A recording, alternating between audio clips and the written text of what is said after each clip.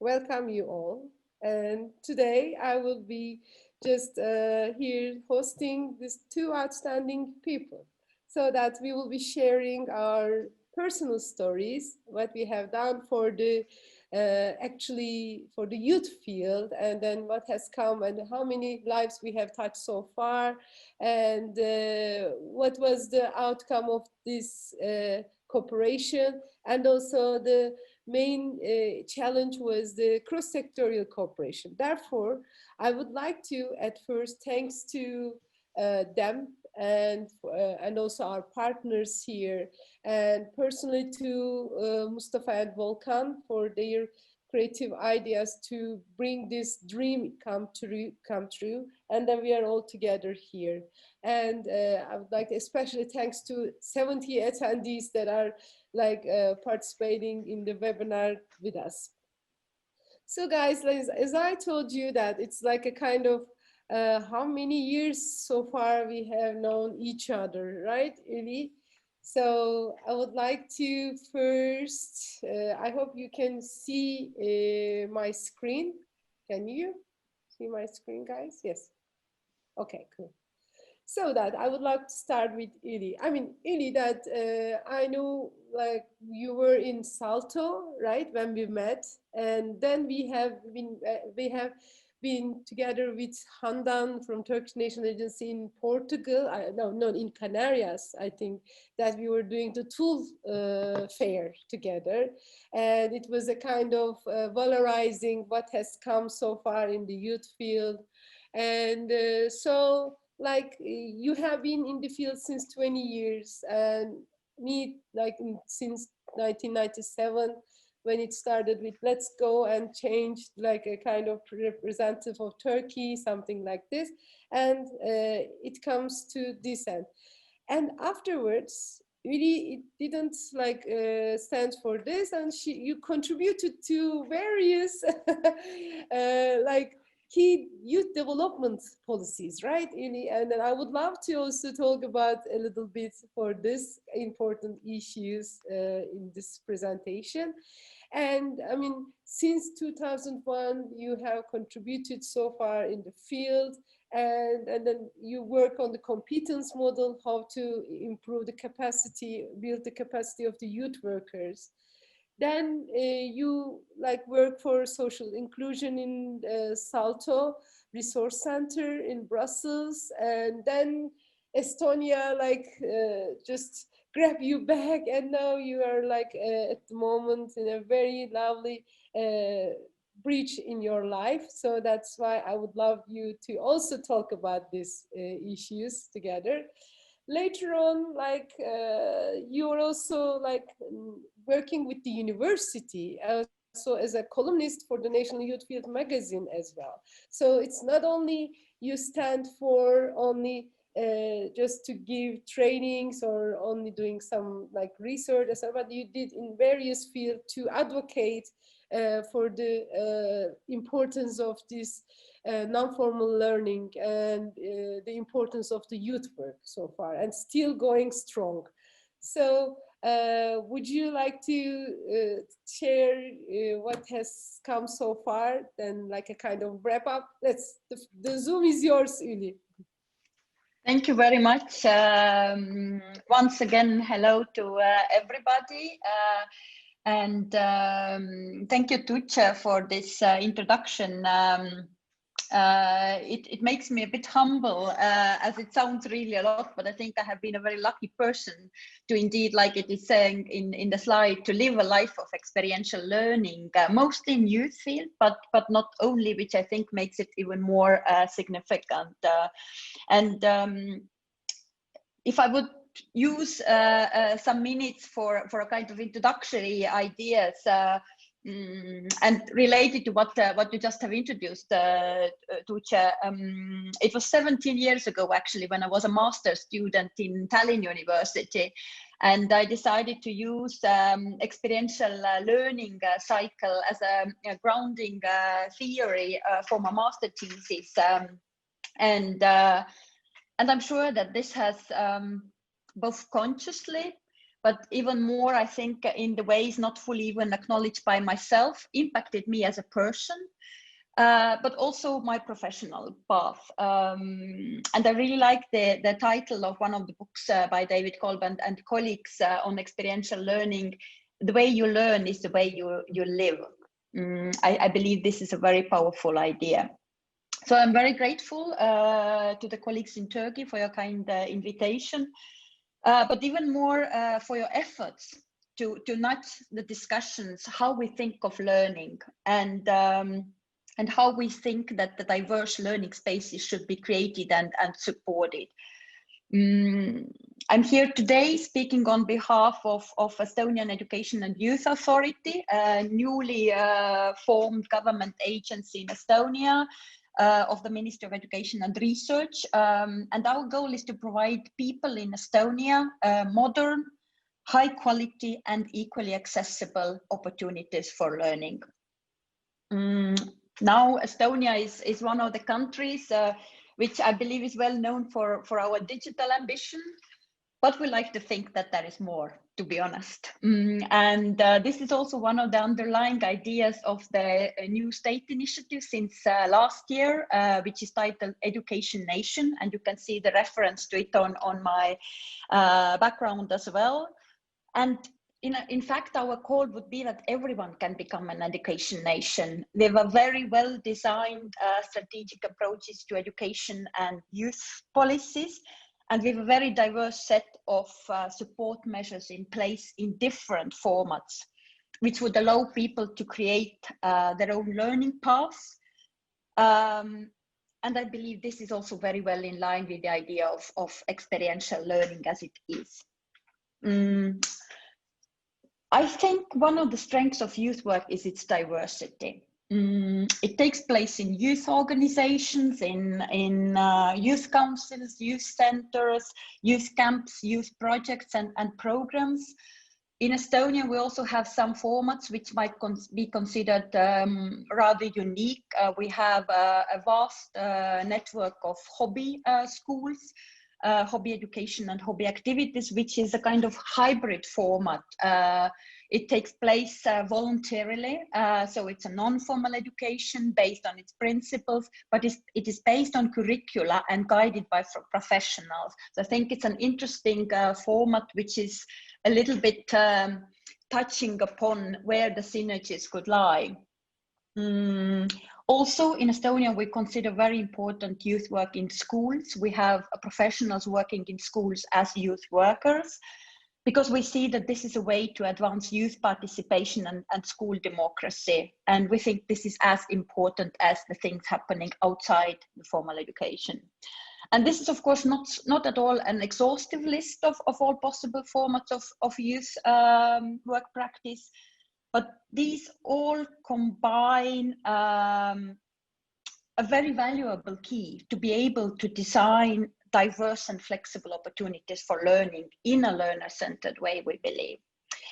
And maybe with this in mind, I would briefly also share two more ideas as a start, what might be important when we speak of youth work and its role in holistic learning scene.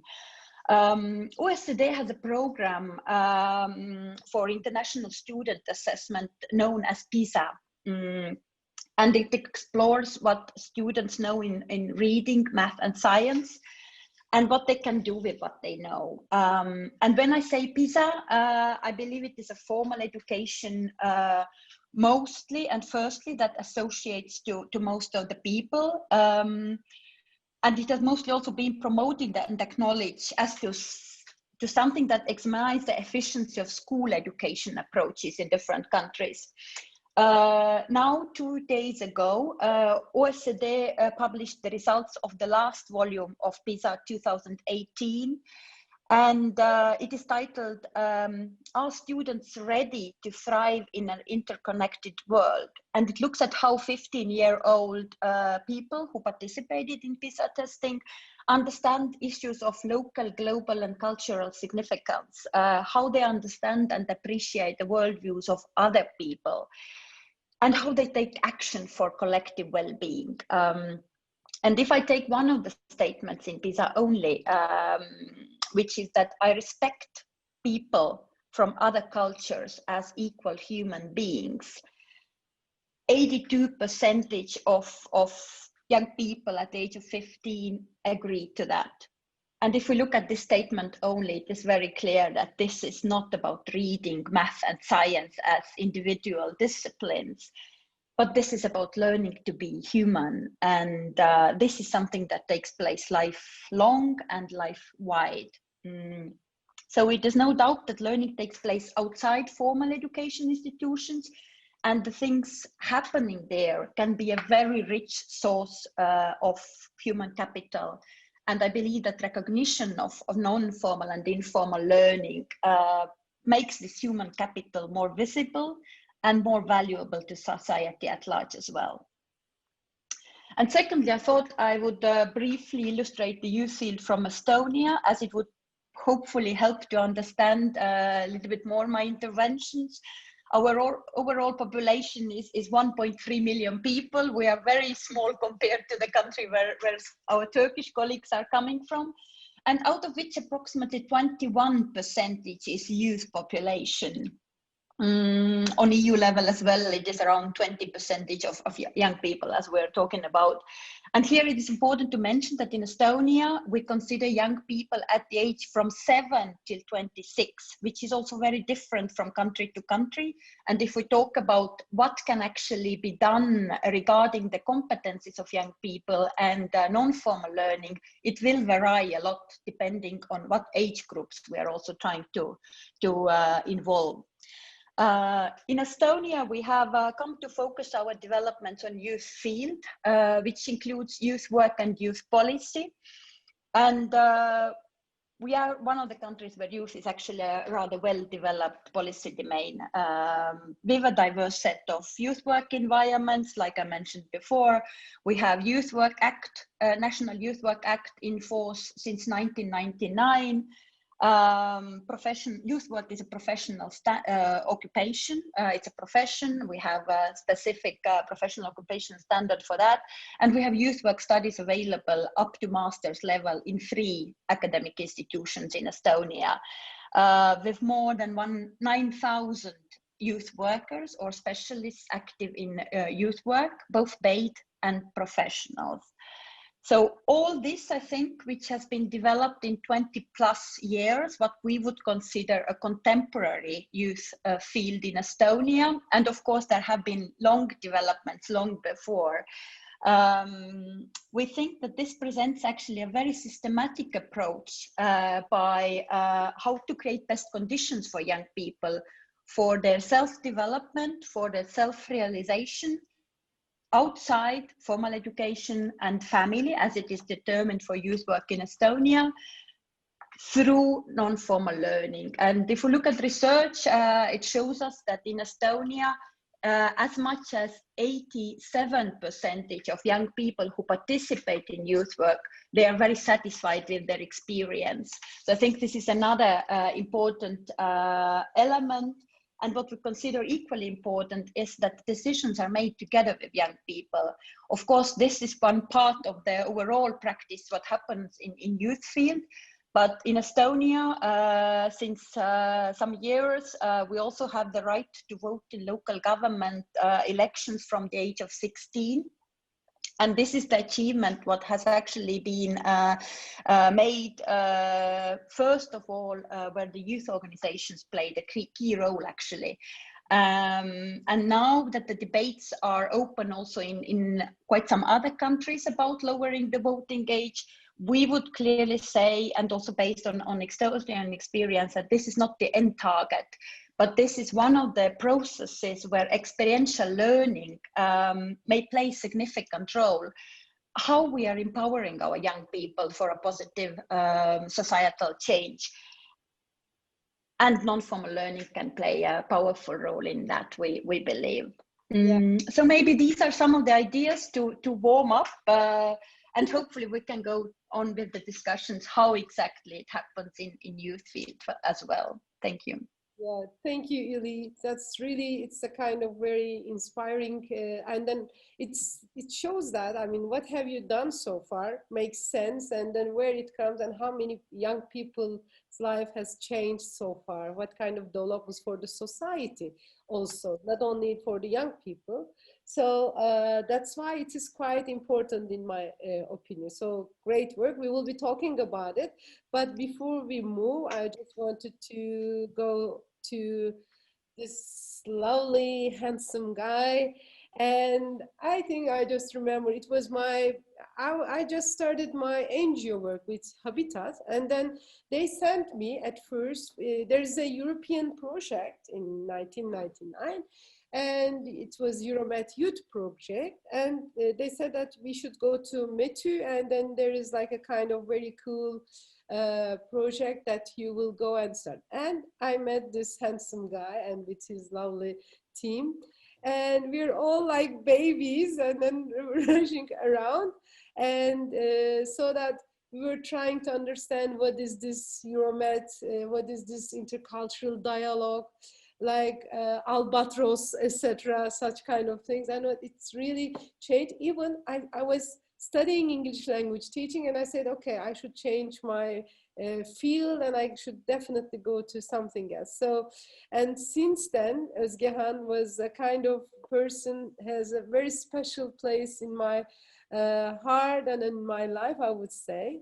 And yes, he is, let's talk about a little bit about him. He's a very well-known academic and researcher, though, yes. And so that you may see him from sports field, from the, like he's the member of Council of Europe research group as well. So he's coming from the grassroots, like although from the work camp, even like organization, then he jumped into Euromed. And since then we have been working together in various options together with the like project-wise or lobbying or advocacy issues together on intercultural learning and non-formal learning. And so we became together the Turkish National Agency, and we are proud to be a member of the pool of trainers. And also, like, he is providing research a lot with the Ray network studies, which really enlightens our vision. And also, not only at the local or national level, he was working so far. He has been great in this Young Express network. And so he took his work outside the European level, so that he was like lobbying at the European wide. And at the moment, he is also still in the advisory board of European Academy of Youth Work. So before I leave, because I will start the conversation afterwards, so that I would love to, we have one more panelist, but he sends his hugs to you, where Mark Taylor, he was my first trainer at international level, so that he inspired us. Yes, we sent him our hugs, and so that he even wanted to join from the hospital, and then we said, okay. So take care of your time. So Özgehan, the Zoom is yours, dear, and please just tell us about how you started, what this meant to you, and then we will move about this topic. Okay, thank you. Good morning, all. I will speak English as well, because I see in the audience there's a lot, and there is the interpretation. The interpreters should chat us if I speak too fast or if I mumble. Well, thanks for the kind words, Tuğçe. Yes, we were fortunate enough to be around when things started rolling. And today I would like to talk about three main topics, which is past, present, and future. And my focus will be Turkey, because Turkey is virtually hosting this event, and Ülly gave a very nice overview. And in this nice conference, I would like to focus a little bit more on Turkey from a time perspective. And my focus will be more on learning mobility and how it affected Turkey, because that's what I know, as Tuğçe kindly presented with nice words. That's where I come from, learning mobility, and that's where I make research.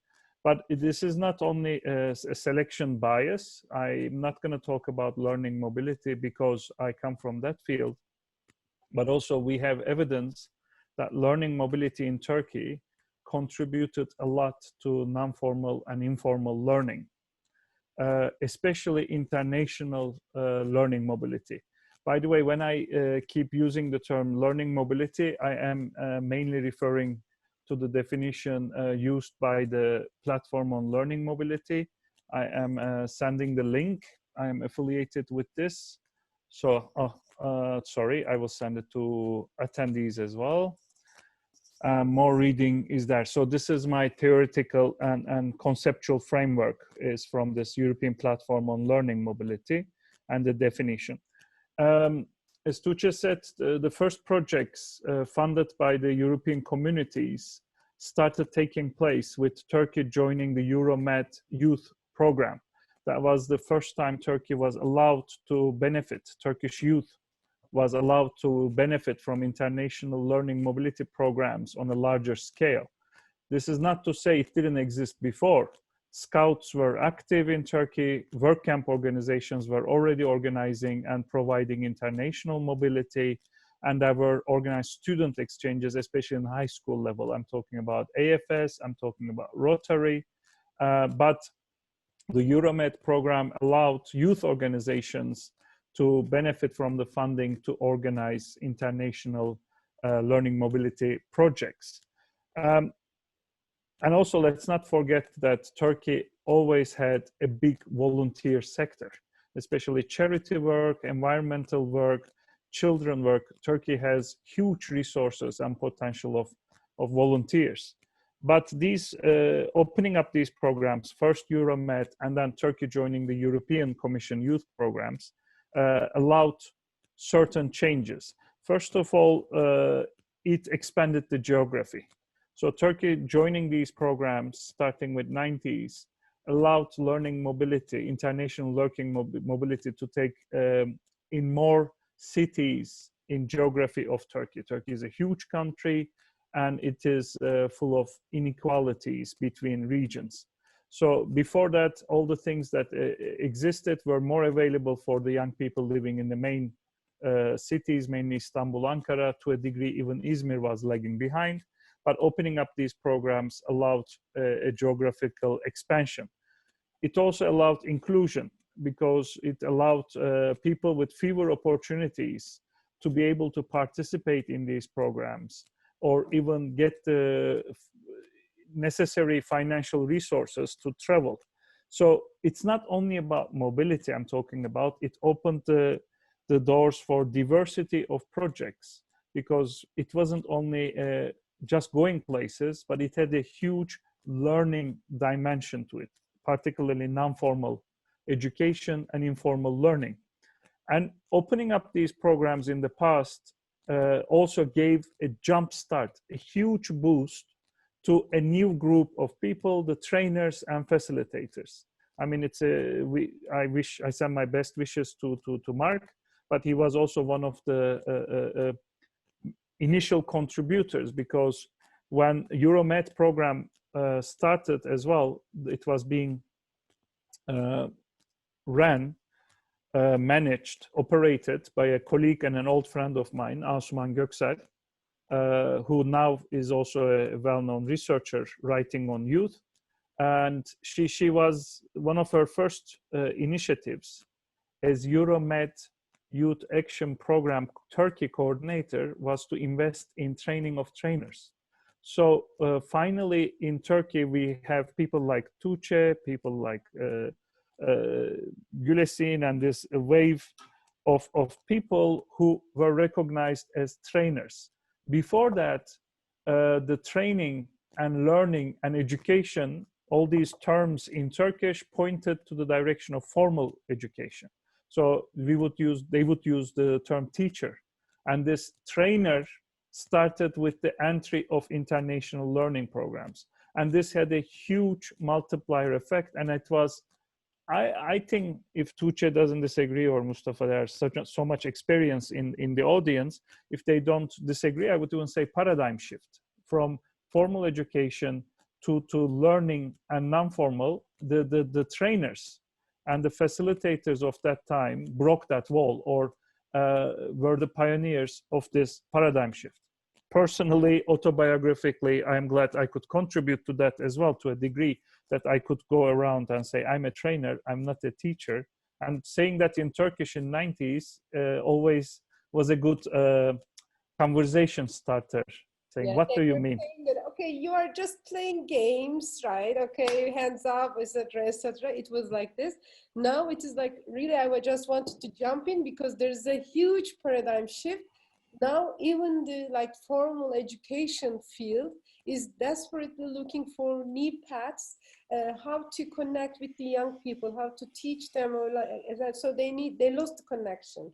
So that from our previous background, we were now on the very valuable for the field at the moment. So since as you see, when I started in the university, when I was trying to do something in this non-formal methods, they were saying, okay, so we don't need, okay, they're nice, but etc. Now the universities started to open youth research centers, etc. Thanks to Bilgi University started, then we opened Euromed Youth Center in Akdeniz. Here, AGÜ has initiated AGÜ Youth Factory, etc. So that it's like a pop-up, so it's coming up. So it shows that there is a kind of cool initiative in it. And this, the youth work really contributed, has a valuable impact, in my opinion, saying that in the societal impact of the formal learning universities, but also the schools as well. So that's why you tackle a very nice topic. So I just jumped in. So, I mean, you can go. So it was so very... No, I'm glad because you were there as well. This is also an autobiographical presentation. Yeah. I have also sent the link to a PDF book published by the Youth Partnership. It's about youth work. The panelists and the attendees can download it. And exactly the chapter I wrote with a colleague from Finland was youth work is not only fun and games, but yes, in Turkey, when this thing started, the learning, non-formal education and informal learning was always behind. People thought we were doing either tourism or party. You know, it took some time for Turkey in the past to acknowledge that this is part of education and learning, and there's a learning dimension to it.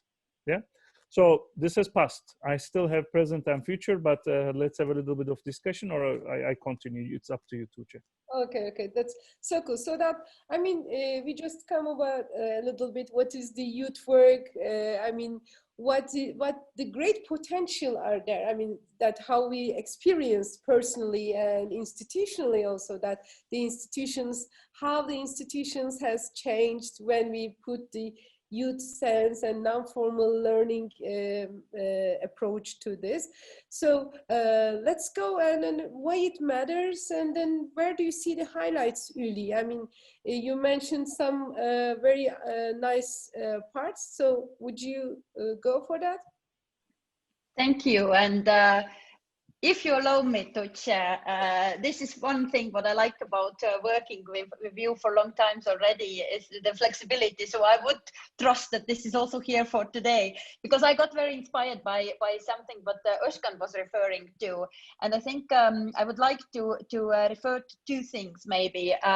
First, the scene of European youth work, because I was maybe referring mostly to Estonian scene, and Özgehan, now you for Turkey, and I think it would be good to illustrate a little bit or to explore a little bit what we are talking about, and painting with how would say, with a very large brush now.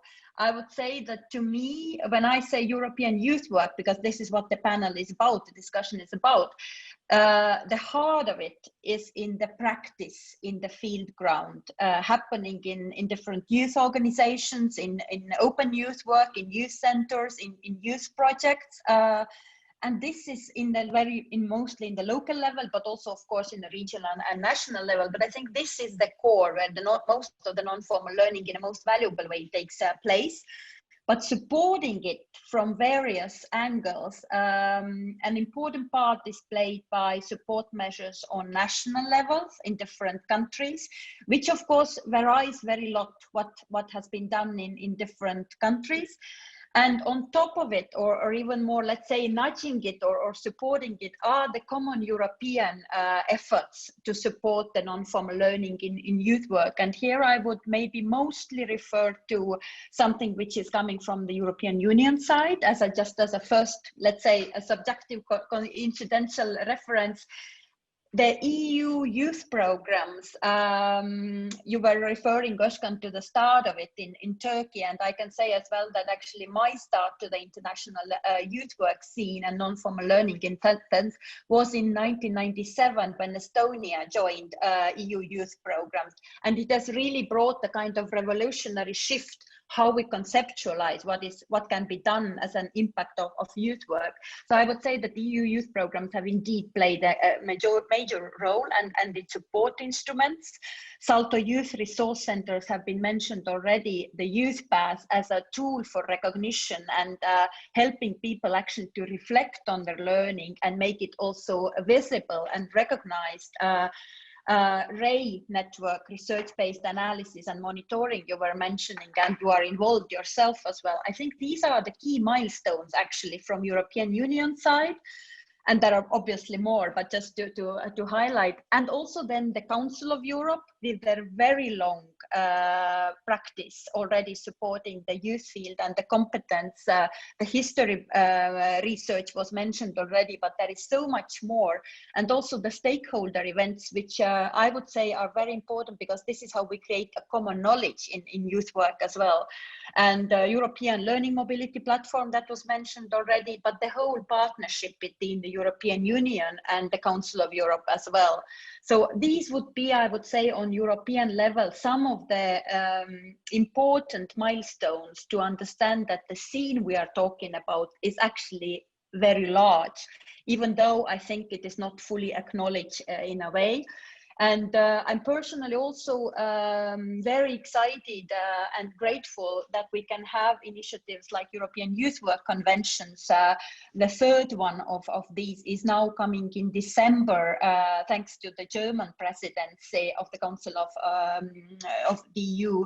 They will host this time a virtual major event, and I think something like 1,000 participants expected.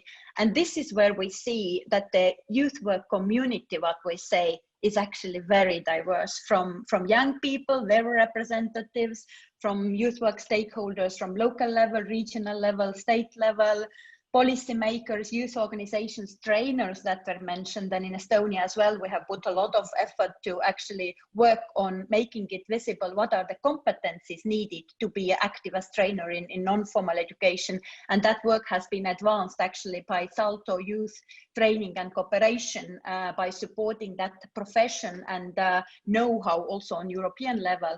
But also researchers, educators. I think this is something which would be important to mention, that it is a diverse and remarkable community, and not only EU, if we say European youth work, but much, much wider actually as well. So maybe that would be something which I was inspired by Özgehan.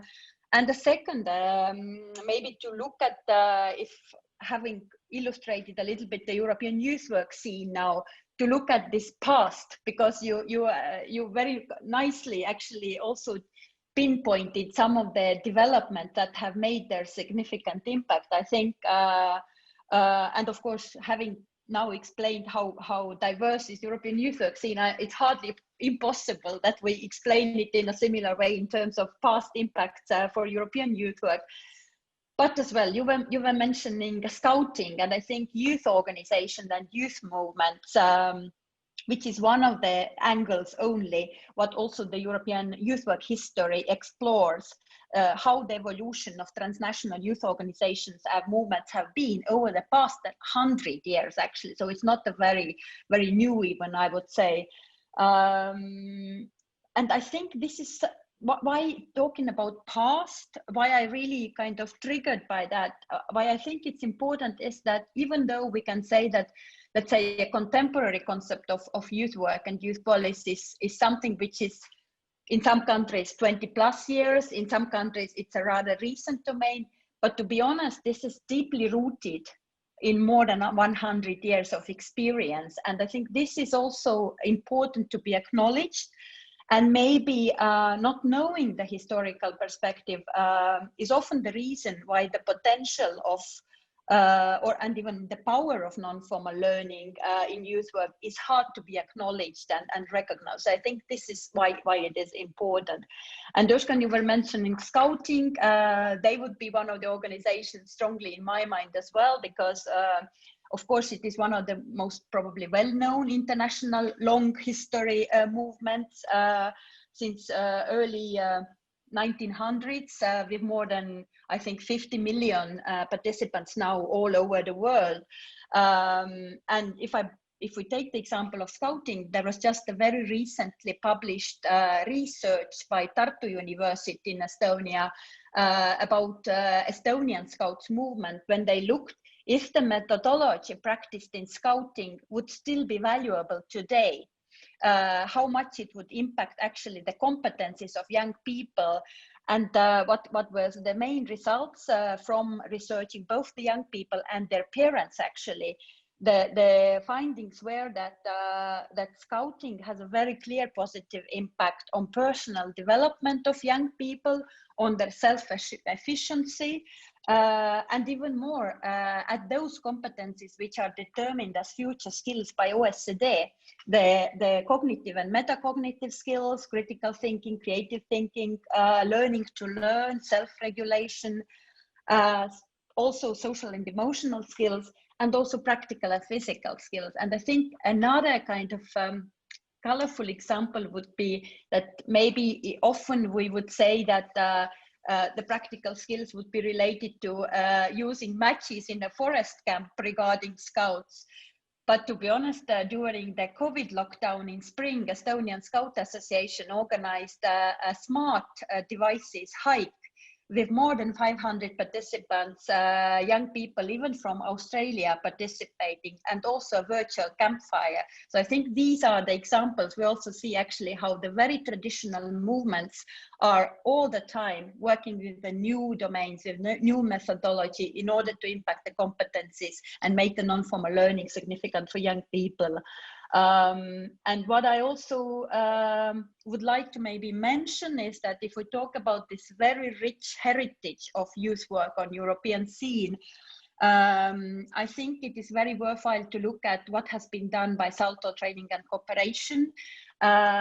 Also to understand that it is very varied. We can see clearly that there have been policy developments, there have been tools developed, also stakeholder events, tools for recognition, quality assurance frameworks. And one of the things I was just looking when thinking or compiling my thoughts for today was the compilation since April 2016, recognition of youth work and non-formal learning and informal learning within youth work. You will be able to find that in Salto webpage as well. And I think this would be something which we would need to look more to acknowledge what is actually there in European youth work heritage. Sorry, I talked too long, but let's call it as a good inspiration by both of you.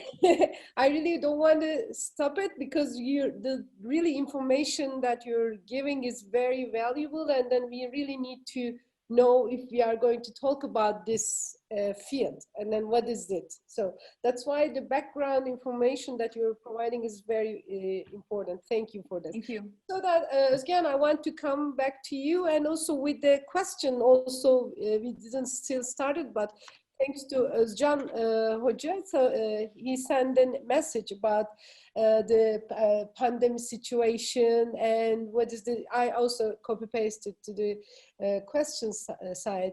And what has been changed so far? I mean, in the more formal learning. So you were about to talk about now and future, so that if you can link this question and then your answer with this, it will be very cool.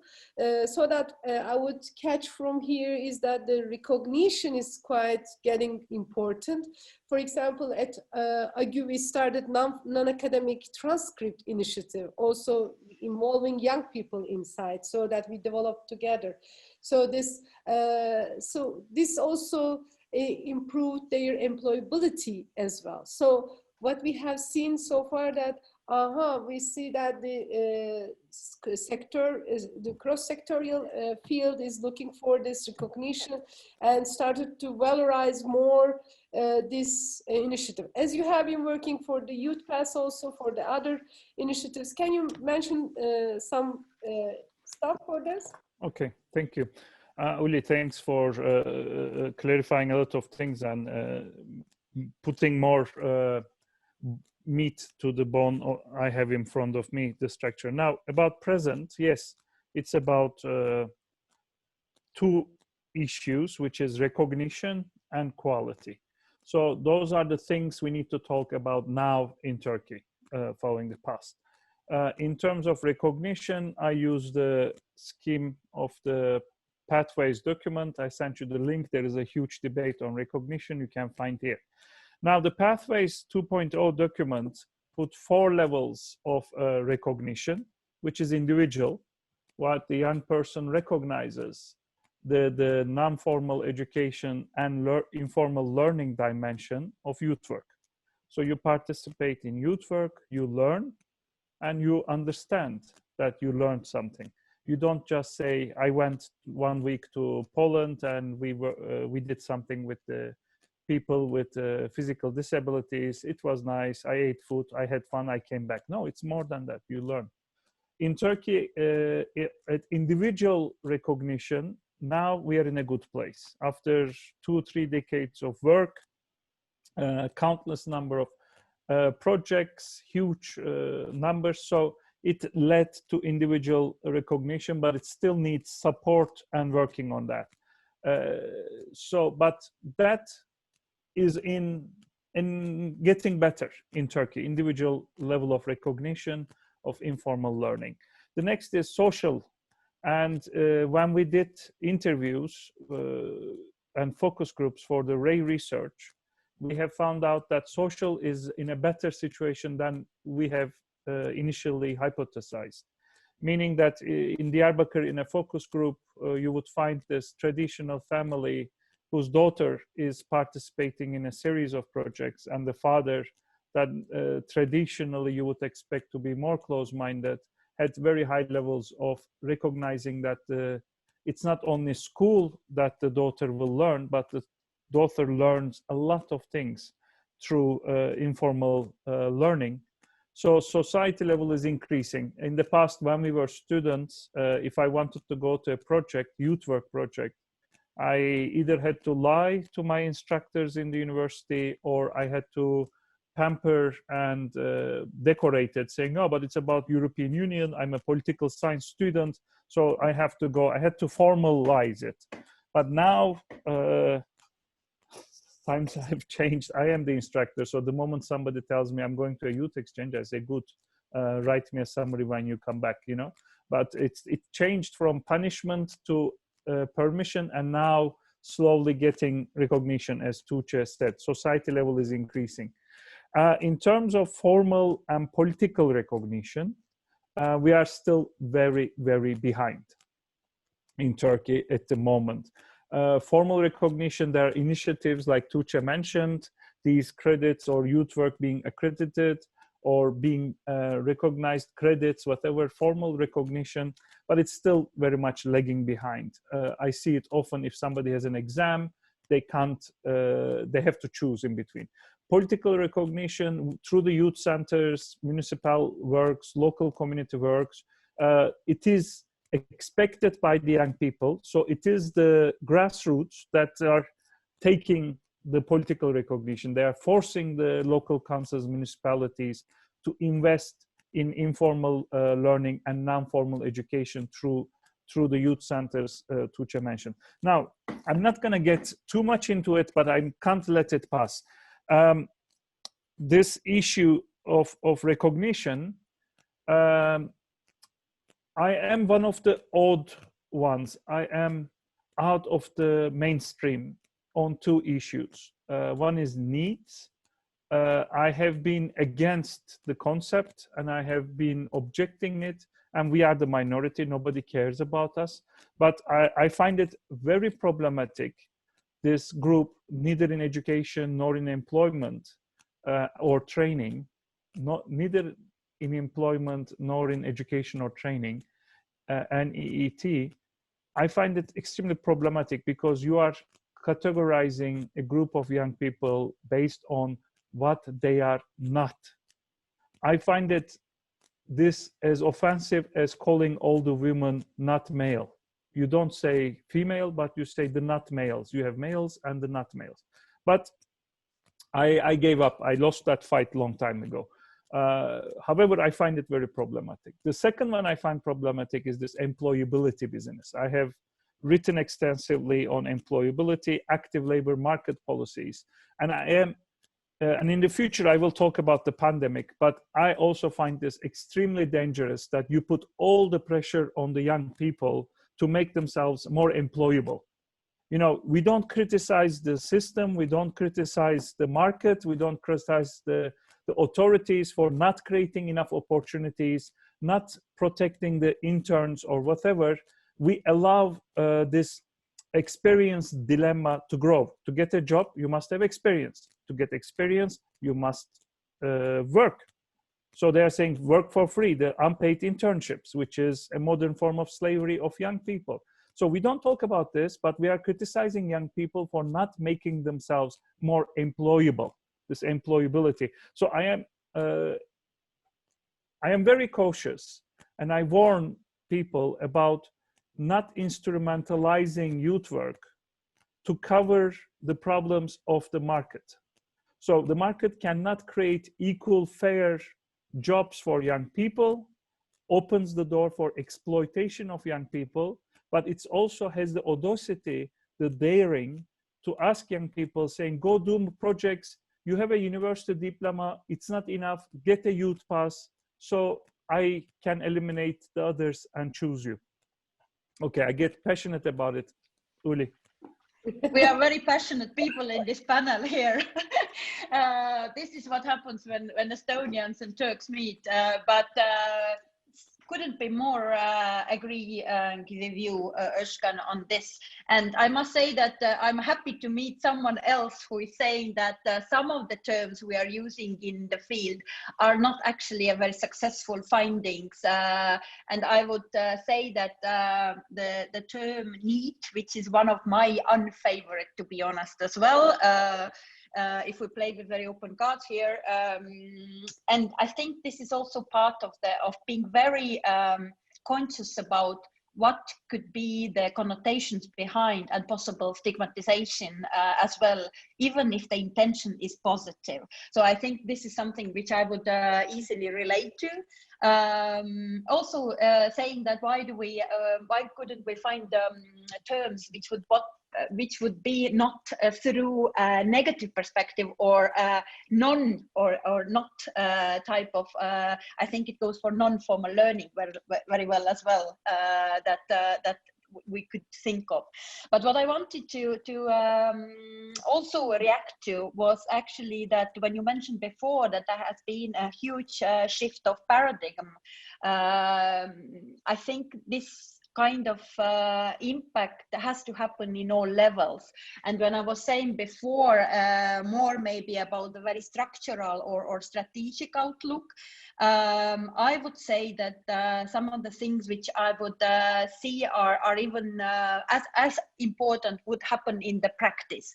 And here I could easily refer to the work what we have done, for example, in Estonia in the years 2004 to 2007.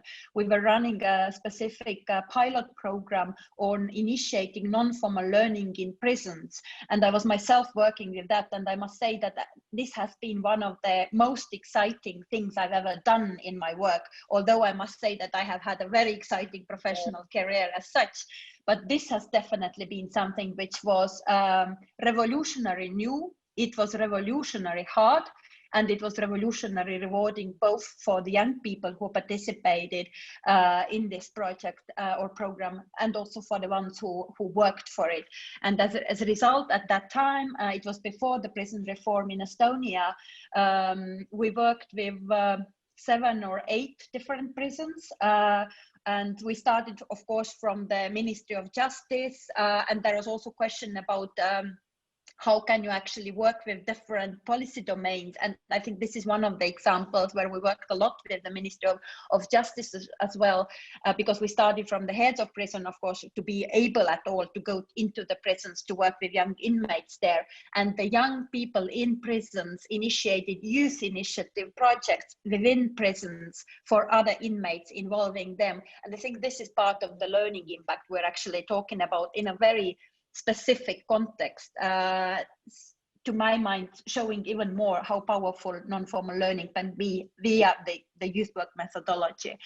Or then, let's say, a very recent example, again, if we talk about how can the synergies with different policy domains also be created, there is a very, to my mind, again, beautiful idea, what has happened in one of the very small towns in Estonia, in Ülly, where the local hobby school youth workers started to think of that actually what we do in our everyday work is mostly about life skills. It's not that much about music or sports or whatsoever. It's our organization targeting on this. These are the methods how we actually work on life skills of young people.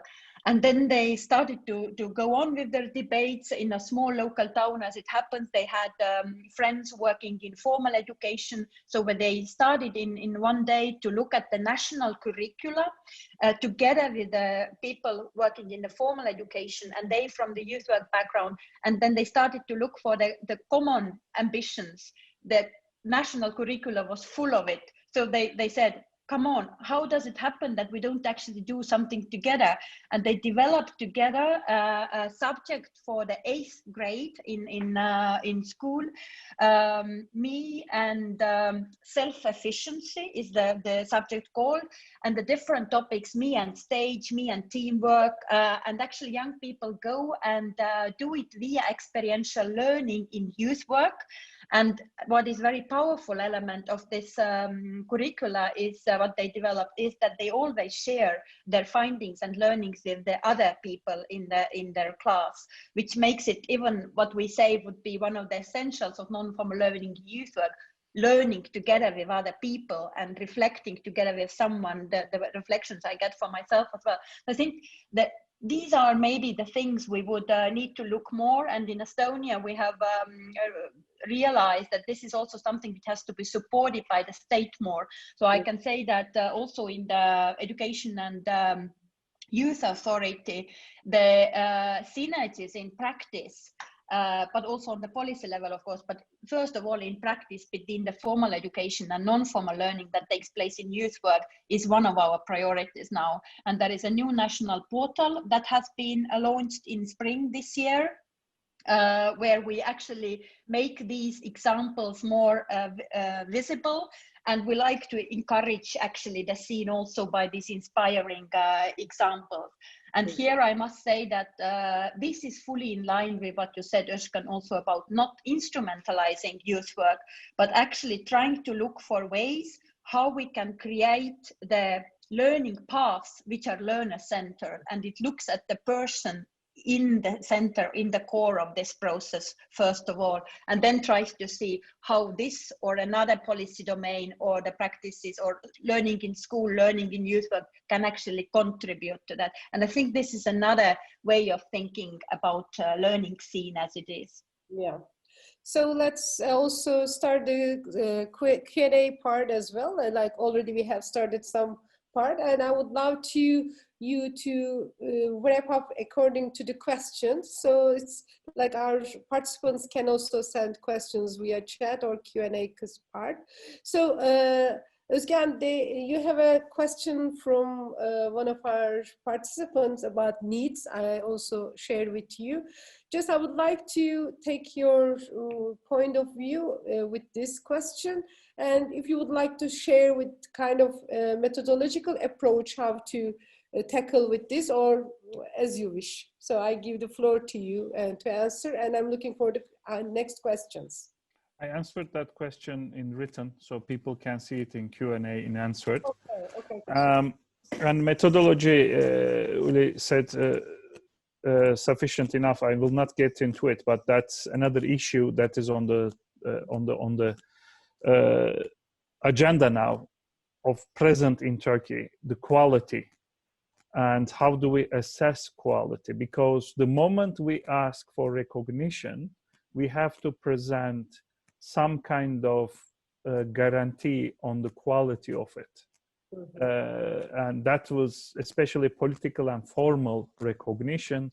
A quality assessment is necessary. The links we shared, there is quality handbook on learning mobility is there. How do you assess the learning? And evaluation, monitoring, and impact analysis are extremely necessary. I will send the links on the issue as well later on. But about the future, I just want to, I would like to talk about future, and that's how I want to finish. And let's not pretend the elephant is not in the room, which is the pandemic. And we are doing this experiment of doing this conference through Zoom and writing and everything. On one hand, it's very green and good for environment. None of us had to fly to anywhere, so our carbon footprint is very low. And I have a little one that will experiment. Look, the little one just came. Okay. Just give me a second. So he wants to experiment. About the pandemic and how it will affect the experiments. We are talking about experiential learning, and the topic is youth work and non-formal education and informal learning. And let's also talk about shrinking of civil society. Yes, Zoom is doing something, but we're missing a lot. Think about this as a real conference, physical one. How much of inter-exchange would take place? How much learning would have taken place during the coffee breaks, during lunch and break? The moment we hang up, we turn it off, and we will go back to our lives, our offices. We are deprived of this. All of the debate on pandemic is about schools and formal education. And they are trying to replace it through digital means, online teaching. But online education, yes, but what about non-formal and informal? What about the 5 minutes before the teacher arrives, where people ask them, how was last night? Did you see this movie? Can I borrow your pencil? We missed that. Youth organizations cannot meet physically. We can't organize a volunteer activity. All the flights stopped. So all the projects has been postponed. Okay, I'm not gonna cry. People are dying in hospitals. People are losing their jobs. I'm not gonna cry that a youth exchange didn't happen and people couldn't travel. But I'm warning that this is bigger than that, because many of the youth organizations in Turkey, especially working on international learning mobility, are about to close. The independent youth organizations are in dire financial crisis now because they can't do fundraising activities, they can't do projects, and this is going to have an impact on non-formal education, youth work for years to come. The independent ones are more in trouble. If you are supported by a local municipality, by party, or by government, you are okay, because you will pay your rent and you will survive, the volunteers. But majority of them, think about student exchange, think about work camp organizations. The one I praised in the beginning, they couldn't do work camps this year. So how long they can survive without doing their varoluş sebebi, raison d'être. And this is bad. Also, extreme focus is on formal education and schooling. Kids don't go to school and they're worried about Matthew effect. They won't be able to read and multiply the fundamentals. But what about transitions? Starting to school is also transition.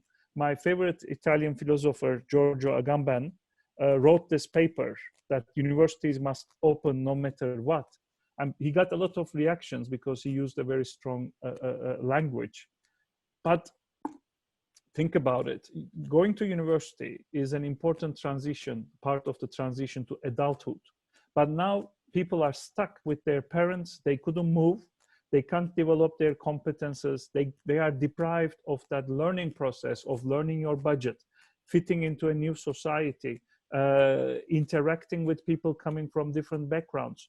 You know, this is deprived. So formal education is more or less continuing with online tools, but non-formal education, informal learning is going down. And we are not talking about it enough. And there is a term coming from Africa, waithood. It is mentioning that young people delay their transition to adulthood due to external reasons. There is a war, there is a crisis, so you can't move out, you can't start, you can't become an adult. And now, I wouldn't dare to use it yet, but it's knocking on the door that in Europe we might have waithood, because let's not forget that employment possibilities for young people are also going down due to pandemic. A lot of young people, for instance, in Turkey, worked on seasonal jobs during summer. In the touristic regions, there was no tourism. Young people couldn't go and get these jobs to save money, to participate in other things. Lots of young people work part-time in restaurants, cafes. Restaurants, cafes are shut down. So they are deprived of any kind of income and seasonal employment. And this is going to create a problem. And finally, in the future, we have to be careful not to lose social capital and the networks we have built, because one of the number one recruitment of non-formal education and youth work is the networks. You know, you recruit people because somebody participated in a project, somebody is a volunteer, sends on the WhatsApp group saying, guys, we are doing a project, 5 people, there's space for 5 people. Now, if they don't do a project 1 year, 2 years, these networks are going to dry up. And we have to talk about the loss of social capital and dying of networks as well. And finally, again, international youth work mobility, international learning mobility. Let's be careful about new forms of exclusion and restrictions. There were calls for project this summer, but they said only from corona-safe countries. So some country, young people couldn't even apply for it. And is this going to continue? Are they going to ask for visa plus COVID test? How much is it going to cost? Are we going to classify elite participants and non-elite participants? You know, we have to be careful about this. So those are my warning signs for the future. And I think the youth work should be talked about, and forms of discussion or forms of survival must be discussed as much as we're discussing formal education. I'm not saying they are mutually exclusive, but most of the debate is about how to do classes online, but how to do breaks online, how to do study groups online, or how to continue the interaction and learning. I mean, countries as big as Turkey, when you have a youth organization doing an activity, people come from all around Turkey, and that's one way to learn. Or you travel, otherwise how would you travel? Most of us, Tuğçe would agree, seen most of part of this country through youth work. We were not backpacking, we were going for projects. And now if they are off, how do you do about it? So that's all. Cool. I mean, yeah, that's really, we should not only think about the elite participants, or like also the European Commission has started youth partnership on like youth at work initiative, so that employability of young people. So you should better follow up this initiatives as well, I would like to mention. And also the Turkish National Agency is the leading partner of this initiative. And also one of the information that I would like to give, validation that we have been talking so far. There will be also a kind of virtual meeting in the end of November on validation calling. So with Darko and me, I will be doing on behalf of the Turkish National Agency, and then also the Salto. And so that's, I have some last questions I received. If you allow, sorry, Tuğçe, I would really like to react on the future as well, related to what Özgehan. With the question I will have, that's why I was planning to do. We mentioned about need, and then the thing that the challenging job that you had done with with the disadvantaged young people in the I forget this Cezayir. So that the prison project. They're asking about the prison project. Yeah, that the project that you have done so far. So they are looking for the links, and also if you can suggest some resources between social capital and Erasmus Plus projects, they're asking. So, and I give the floor for the future to Ülly. Yes, Ülly. Thank you, and sorry for being a bit impatient. I think this is, I only would relate it to being very inspired by the discussion here. Yeah. And maybe indeed some thoughts on future. I fully second to the importance food for thought. Özgehan, you have referred to, and Tuğçe yourself as well. However, and this may as well be personal trait, I have, I would say, optimistic perspective, hopefully, that we can be smart enough in the youth field. And I would say that from the Estonian perspective, and related to Özgehan, what you were saying, I think this is indeed the reality, that the most efforts, first of all, during the pandemic went into how can formal education continue. And Estonia, as a state on the national level, we took a very firm position that the youth work should also be continued. And this is because we see that youth work has a very important role in order to engage young people and support young people, and even more during the difficult times. So I would definitely stand with you, and this is what has been happening in Estonia as well, that we have also invested additional financial resources as part of the crisis measures from the state level towards the youth organizations and hobby education who was hit very severely, and also youth camps, for example. And I think this is also part of the, let's say, how we can do on a strategic national level to say that this is an important part of service and experience what young people should be continuing to get. I also shared beforehand in the chat an article in English, which is reflecting a bit on Estonian experiences from the pandemic. It is from spring, and obviously I think, like for all of us, the experience is still actively on. So I think this has to be taken as an outlook from spring.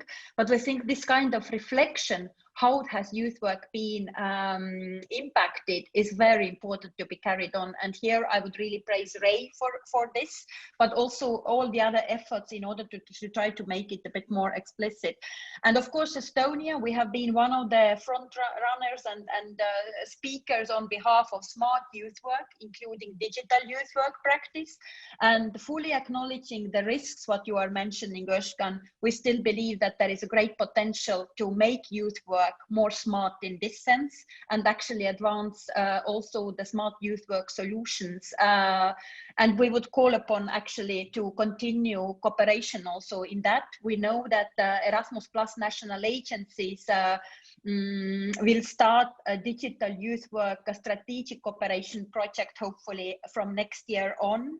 And it will look at both strategies on digital youth work and also at the practice and competencies of youth workers related to digital and smart youth work.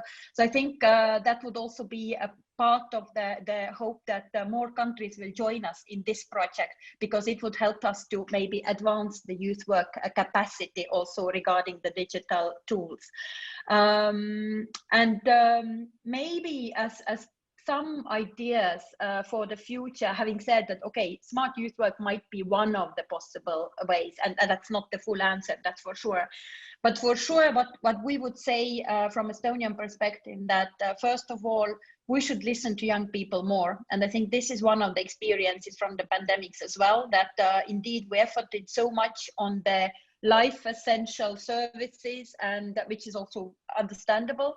But we didn't really put much effort on asking young people how they would prefer to be engaged, and the solutions we find. And this is one of the core of the youth field. So we think this is something which has to be enforced now in new situation as well. Mental health, the second issue, I think this is fully related to Özgehan, what you were saying as well, that it's not about studying the subject in that sense, but this crisis is actually a great source of learning how to be human, how to keep social connections, how to adapt to changes, and how actually you build up your mental health and keep it. And I think this is something we are very attentive to, and really looking forward to find new ways to put even more attention to mental health of young people. And more synergies between different policy domains, as I referred before. This is clearly something we think which has to be happening now, that we will not only look at learning in schools, but we will look at learning from the point of view of the learner, and then it can happen whenever, in whatever formats, what is most suitable for this person. And maybe last short comment on the talent issue, the talented young people. There is a question from the president of Association of Gifted and Talented Children. I can only share with you that this question is also under highlight in Estonian policy now, and as part of the umbrella strategy Estonia 2035, one of the changes which will happen now is that Estonia will also work out and develop strategy on talent development, which will have a lot of reference to what is done in youth field. So I hope that in some years at least I will be able to contribute more on this specifically, and in any case, again, a call for cooperation in this matter and in non-formal learning as such. Yeah, I mean, this is really valuable input. That's also that I totally agree that in the previously, when we graduated, Ülly, the things that we have learned in the university would at least survive our 15 or 20 years of life. So, but at the moment, we have made some research at AGÜ, and then we find out that, and it's also on the 21st century skills, that shows that only 2 years maybe that the university degree that you have received so far will be beneficiary to you. And then learning to learn skill is coming in the up level at the very 21st century skills, it is mentioned. So that's why we should look at in this perspective, and then know, I mean, and also how to be a lifelong learner, I mean, in this sense. So that's why it's very crucial and important. I just don't want to stop it, but the time, and then also the next session will be starting soon. So I'm really impressed so far, and very happy to see you again, although it is on digital world, but also that it shows that still we are together. And I would like to thank also the MESVAC and Estonian Open Youth Centers Association, and also Ergon Training NGO, and also like Ministry of Education of Turkey, who supported this and then very valuable for us, and General Director of Lifelong Learning, Estonia Minister of Education, and your new position is highly fit with this timing, no more good timing at all. So that's why I'm very, as AGÜ, we are very proud to be a part of this initiative as well, and looking forward to establish more dialogues, more cooperation with Estonia and with other partners within Turkey and also at the national, international level. And also the mobility, Erasmus, also the European Commission has not stopped Erasmus, although this COVID stuff, so they are still resisting on this, so which is appreciated a lot. So, and I think there will be coming up so many research fields, Özgehan, within this, so that the issues that is tackled after COVID, the mental situation of young people, socializing part of it, not only that to move, to mobile, to go to somewhere else, etc. So I think it's very important. So I would like to close here and thank you. If you would like to say last thank yous, also I would leave to give you the floor and say bye-bye to you all dears. Just to thank the invitation, giving the opportunity to be part of this discussion. I have been following them since the day they were established, so they've been doing a great job, and this was absolutely necessary. It's a shame we couldn't meet physical, so let's hope the next one will be physical. And please check the chat, both Ülly and I tried to share links and downloads and resources. So thanks, and it was a pleasure. Yeah. Stay safe and stay sane. Okay, so big hugs to you all. Bye-bye. Thank you so much. Teşekkürler. Until next inspiring discussions to everyone.